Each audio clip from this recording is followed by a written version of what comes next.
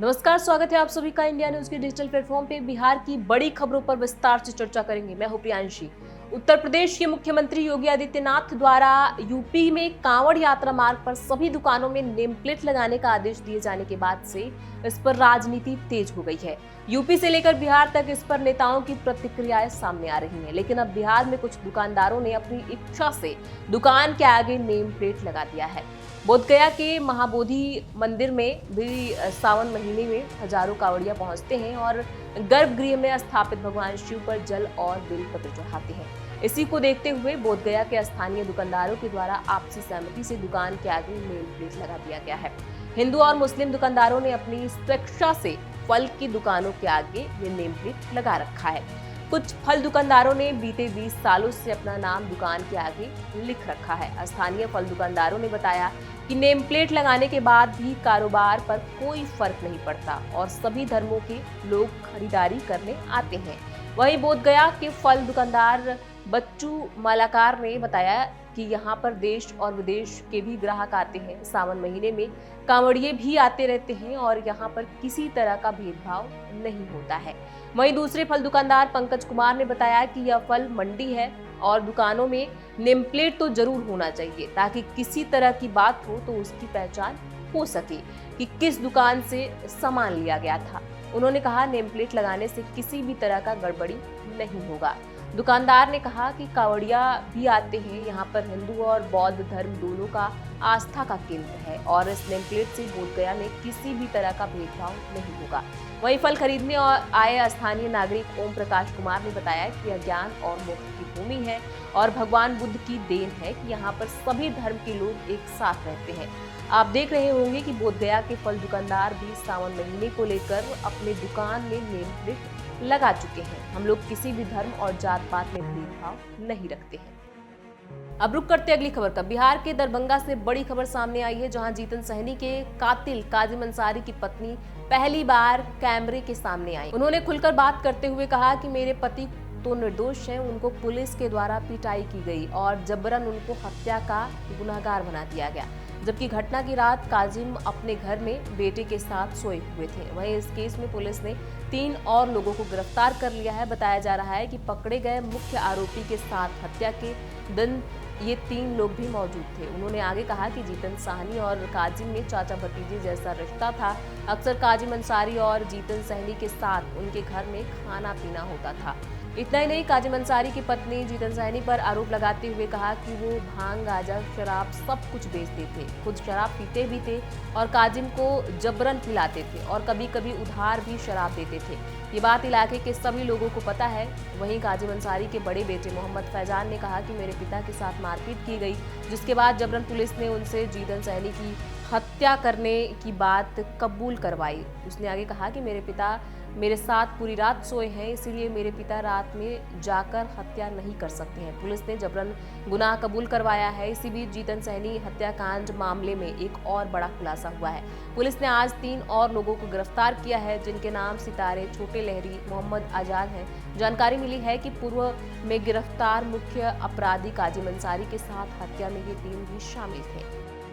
अब रुक करते अगली खबर का। उमस गर्मी से परेशान पटना समेत 26 जिलों में बारिश होगी। मौसम विभाग ने बताया, मानसून के कमजोर पड़ जाने से बिहार में इन दिनों उमस वाली गर्मी हो रही है। धूप तेज नहीं होती है, लेकिन ह्यूमिडिटी ज्यादा होने की वजह से लोगों के पसीने छूट रहे हैं। इस बीच गर्मी से राहत की खबर है। मौसम विभाग की रिपोर्ट के अनुसार राज्य में सोमवार और मंगलवार को हल्की बारिश के आसार हैं। राजधानी सहित 26 जिलों में गरज व चमक के साथ हल्की बारिश होने की संभावना है।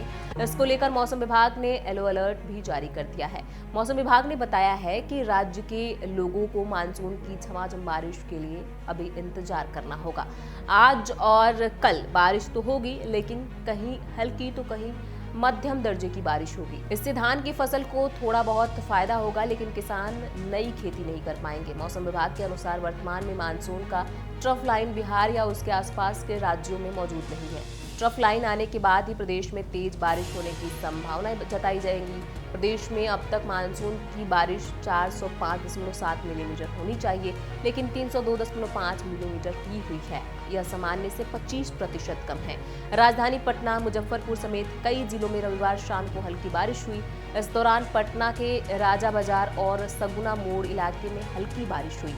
ककड़बाग और राजेंद्र नगर के क्षेत्रों में रिमझिम बारिश हुई। पटना में 2.4 मिलीमीटर बारिश हुई, वहीं जिस कारण लोगों को उमस भरी गर्मी से आंशिक तौर पर राहत मिली। रविवार सुबह से ही उमस भरी गर्मी ने लोगों को परेशान कर रखा था। वहीं बीच बीच में बादल छाए रहने के कारण लोगों को तेज धूप से थोड़ी सी राहत मिली, लेकिन पसीने छूटते रहे। वातावरण में नमी की मात्रा अधिक होने के कारण लोगों को बेचैनी करने वाली गर्मी का एहसास भी हो रहा था। अब रुक करते अगली खबर का। सावन की पहली सोमवार को भागलपुर में बड़ा हादसा, गंगा नदी में डूबकर 4 की मौत, 10 बह गए। आज सावन की पहली सोमवार है। श्रावणी मेला की शुरुआत के साथ ही बिहार समेत पूरे देश में लोग शिवालयों में भोलेनाथ का जलाभिषेक कर रहे हैं। इस बीच बिहार के भागलपुर में गंगा नदी में बड़ा हादसा हो गया है, जिसमें 4 लोगों की मौत हो गई है। घटना नौगछिया के भवानीपुर थाना क्षेत्र अंतर्गत मधुरापुर जहाज घाट की है। 3 युवकों का शव बरामद कर लिया गया है। एक डेड बॉडी को खोजा जा रहा है। घटना से इलाके में मातम छाया हुआ है। परिजनों का रो रो कर बुरा हाल है। घटनास्थल पर स्थानीय लोगों की भीड़ जुटी हुई है। सोमवारी गंगा स्नान के दौरान यह हादसा हो गया, जिसमें 4 लोगों की जान चली गई।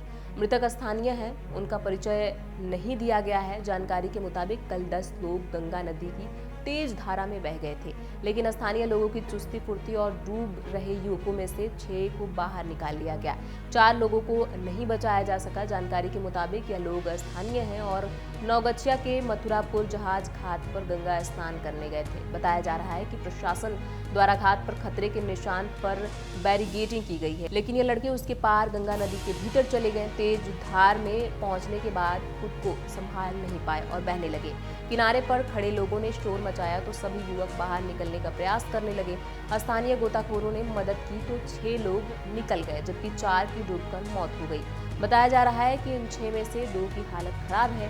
डूबकर मौत के शिकार लोगों के परिजनों के लिए स्थानीय लोगों की ओर से मुआवजे की मांग की जा रही है। प्रशासन ने उचित कार्रवाई का आश्वासन दिया है। अब रुक करते हैं अगली खबर का। पहली सोमवारी पर गरीबनाथ मंदिर में उमड़ा आस्था का सैलाब, हर हर महादेव से गूंज रही बाबा नगरी। सावन की पहली सोमवारी पर मुजफ्फरपुर बाबा गरीबनाथ के जलाभिषेक के लिए कांवरियों की भीड़ मंदिर के बाहर उमड़ी। पहले जलाभिषेक करने के लिए कांवरियों की कतार रात 10 बजे से ही लगनी शुरू हो गई थी। बाबा मंदिर से लेकर जुलाई स्कूल तक कतार में खड़े कांवरियों के जयघोष से पूरा इलाका गूंज रहा था। रात 12 बजते ही हर हर महादेव से बाबा नगरी गूंज उठी। झारखंड बंटवारे के बाद से गरीब स्थान को बिहार का देवघर कहा जाता है, जहां हर सोमवार को हजारों की संख्या में शिव भक्त जलाभिषेक करते हैं। मंदिर के प्रधान पुजारी पंडित विनय पाठक ने बताया कि साधारण और डाक बम के लिए अलग अलग व्यवस्था की गई है। रात 12 बजे से अर्घा से जलाभिषेक शुरू हुआ, जो सोमवार की दोपहर तक जारी रहेगा। जिला स्कूल के पास से लगने वाली कतार साधारण कांवरियों की कतार को आमगोला ओवरब्रिज पार करने के बाद जिला प्रशासन हरिसभा चौक से पानी टंकी चौक की ओर मोड़ दिया गया है।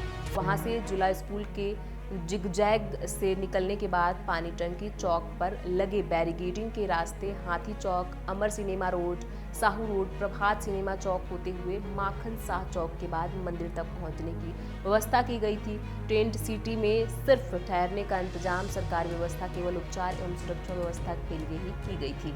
शहर में सेवा शिविर कम होते हुए भी उनके रहने खाने व दवा तक का इंतजाम किया गया था। मघौल के दार्शनिक में कांवरियों के लिए व्यापक इंतजाम किए गए थे। दार्शनिक में शिविर का संचालन कर रहे अंबिका सिंह ने बताया कि यहाँ प्रत्येक सोमवार को शिविर का आयोजन हो रहा है। अब रुक करते अगली खबर का। मुजफ्फरपुर में पुलिस और मेडिकल छात्रों में हिंसक झड़प, कई घायल।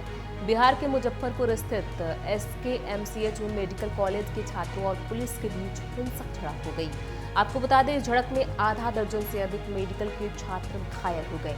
छात्रों की ओर से की गई रोड़ेबाजी में पुलिसकर्मी भी घायल हुए हैं। घायल छात्रों का मेडिकल कॉलेज में इलाज किया जा रहा है। घटना से आक्रोशित छात्रों ने मेडिकल की इमरजेंसी सेवा ठप करा दी।